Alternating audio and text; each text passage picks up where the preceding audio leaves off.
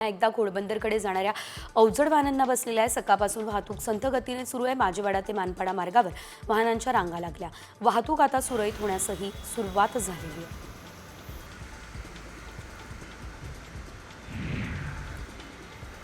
अंबरनाथमध्ये पालिका शाळेच्या आवारात उभारण्यात आलेल्या अनधिकृत मदरशावर पालिकेने आज अत्यंत गोपनीय पद्धतीने तोडक कारवाई केली। यावेळेस कोणताही पोलीस बंदोबस्त सुद्धा घेण्यात आलेला नव्हता। जेसीबीच्या साहाय्याने हा मदरसा जमीनदोस्त केलाय।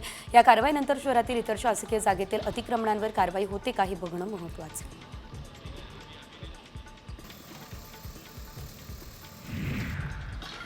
उल्हास नदी जलपर्णी मुक्त करण्यासाठी येणारी यंत्र अद्याप आलेली नाही आहे। ही बाब समोर आली आहे। 19 दिवसांपूर्वी MMRDA मध्ये झालेल्या बैठकीमध्ये ही यंत्र तातडीने आणून 15 दिवसांमध्ये नदीतून जलपर्णी हटवण्याचं काम सुरू केलं जाणार होतं।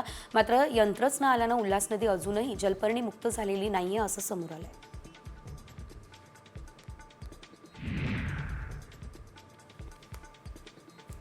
पालघर मनोर मार्गावरती वाघोबा घाटामध्ये भीषण अपघात झालेला आहे। गॅस सिलेंडरची वाहतूक करणाऱ्या भरधाव ट्रकने जोरदार धडक कारला दिली आहे। या अपघातामध्ये कारमधील दोघे जखमी झाले। जखमी दाम्पत्यावर रुग्णालयात उपचार सुरू आहे।